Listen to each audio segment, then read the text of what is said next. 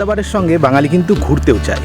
তাই আজকে আমরা সকালবেলা শান্তিপুরেরই পাশের একটা সুন্দর মন্দিরে, যার নাম হচ্ছে 108 শিব মন্দির। শান্তিপুর থেকে কিলোমিটার 10 দূরে এই মন্দির, যেটা হুগলি জেলার কালনাতে অবস্থিত। শ্রাবণের মেঘলা আবহাওয়াকে সঙ্গে নিয়ে গ্রামের পাকা রাস্তা দিয়ে চলতে চলতে চোখে পড়ল কোথাও চাষি রাস্তার পাশে পাট শুকোতে দিয়েছে, আবার কোথাও বা শান্তিপুরের ঐতিহ্য বহনকারী তাঁতের শাড়ি তৈরির কাজ। এখন আমরা কালনার গঙ্গার সামনে, এই গঙ্গা পার হবো। ওই যে লঞ্চটা আমাদের জন্য দাঁড়িয়ে আছে গঙ্গা পার। এই প্রসঙ্গে বলি, আমরা যেহেতু বাইকে করে যাচ্ছি তাই আমাদের গঙ্গা পার করতে হচ্ছে। আপনারা যদি ট্রেনে করে আসেন তাহলে অম্বিকা কালনা স্টেশনে নেমে আপনাদের একটি টোটো করে 108 শিব মন্দিরে আসতে হবে, যেখানে টোটো ভাড়া মাথাপিছু 10 টাকা। আমরা এখন 108 শিব মন্দিরে। রাস্তার এক পাশে রাজবাড়ি ও অন্য পাশে অবস্থিত এই শিব মন্দিরের মূল ফটক পেরোলেই দেখবেন দুটি বৃত্তাকার ভাগ। বহির্ভাগে 74টি ও অন্তর্ভাগে 34টি ছোট ছোট মন্দির সমন্বয়ে গঠিত হয়েছে এই মন্দিরের প্রাঙ্গণ। বর্ধমান মহারাজা তেজচন্দ্র বাহাদুর শিবভক্ত ছিলেন। একদা শিবের ধ্যান থেকে 108টি শিবচিন্তা মহারাজের মাথায় আসে, তাই 1809 খ্রিস্টাব্দে তিনি কালনায় প্রতিষ্ঠা করেন এই শিবক্ষেত্র।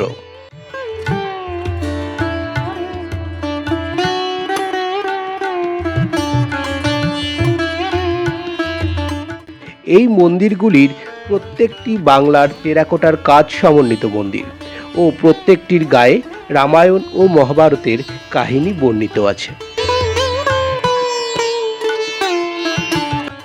বাইরের ভিতরে মন্দিরের শিবলিঙ্গগুলি একটি কালো ও পরবর্তীটি সাদা, এই ক্রম অনুসারে প্রতিষ্ঠিত। প্রসঙ্গত বলি, প্রত্যেক শিবলিঙ্গগুলি হল উত্তরমুখী।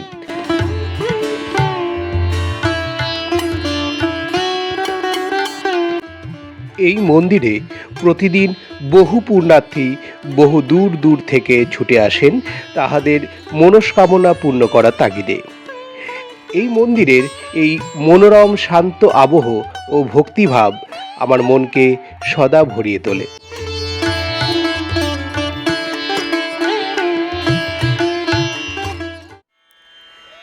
রেনো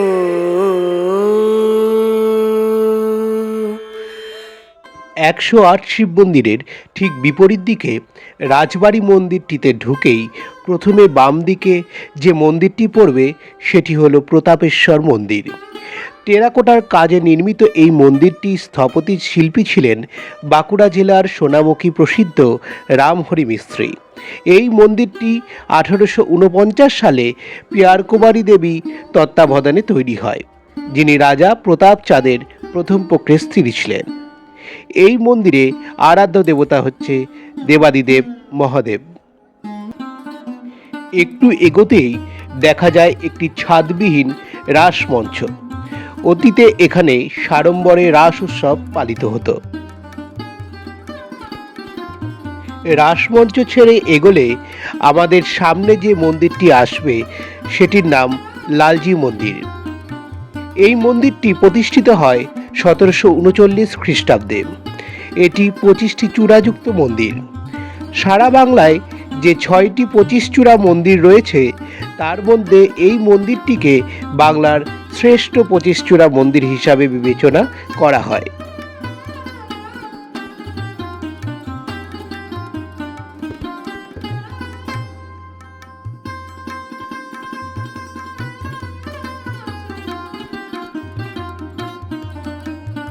এই মন্দিরটি প্রতিষ্ঠা করেন বর্ধমানের মহারাজ কীর্তিচাঁদের জননী বিষিম কুমারী অর্থাৎ বোজকিশোরী।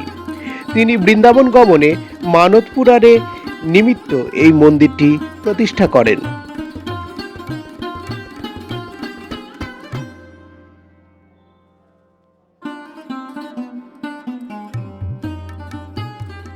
মন্দিরটির নির্মাণশৈলী ও টেরাকোটার নিপুণ শিল্পকর্ম আজও মানুষকে বিস্মিত করে।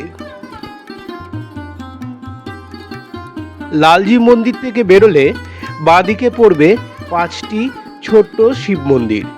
সেগুলি পেরিয়ে একটু সোজা হাঁটলে আমাদের সামনে আসবে আরও একটি মন্দির, যার নাম কৃষ্ণচন্দ্রজি মন্দির। এই মন্দিরটি প্রতিষ্ঠিত হয় 1751 থেকে 55 খ্রিস্টাব্দে।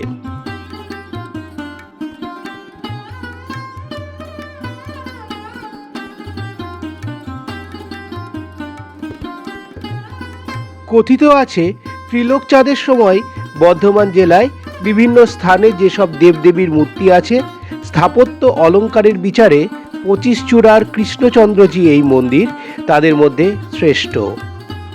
এই মন্দিরের গায়ে রয়েছে বাংলার ফুলকারি কাজ ও এই মন্দিরটি 3 তলা বিশিষ্ট মন্দির।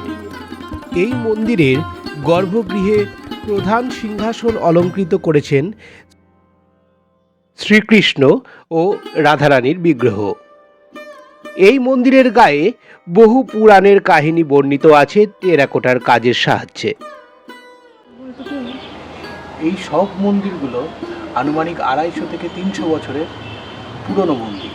এখানে বিভিন্ন ঐতিহাসিক ভাস্কর্য এই মন্দিরে স্থাপিত আছে এবং এই মন্দিরগুলো একটা নস্টালজিয়ায় আমরা ফিরে যাই, সেই টেরাকোটার কাজ, সেই বাংলার সংস্কৃতি, সেই বাংলার ভাস্কর্য।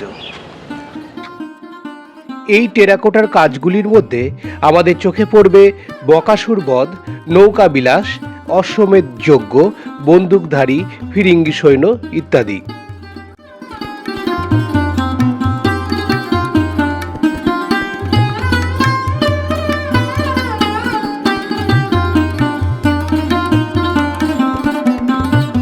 উল্টো দিকে আর একটা মন্দির আছে, যেটা হচ্ছে খুব সুন্দর টেরাকোটার কাজ সম্পন্ন মন্দিরটি। এই মন্দিরটি 1751 খ্রিস্টাব্দে এই মন্দিরটি স্থাপিত হয়। এখানেও আরাধ্য দেবতা হচ্ছে মহাদেব। আমাদের চ্যানেলে এই ছোট্ট ছোট্ট ট্রাভেল ব্লগ যদি আপনাদের ভালো লাগে তাহলে আপনারা কমেন্ট বক্সে জানাবেন। সব শেষে বাবা মহাদেবকে স্মরণ করে একসঙ্গে বলি ওম নমঃ শিবায়। ধন্যবাদ, ভালো থাকবেন।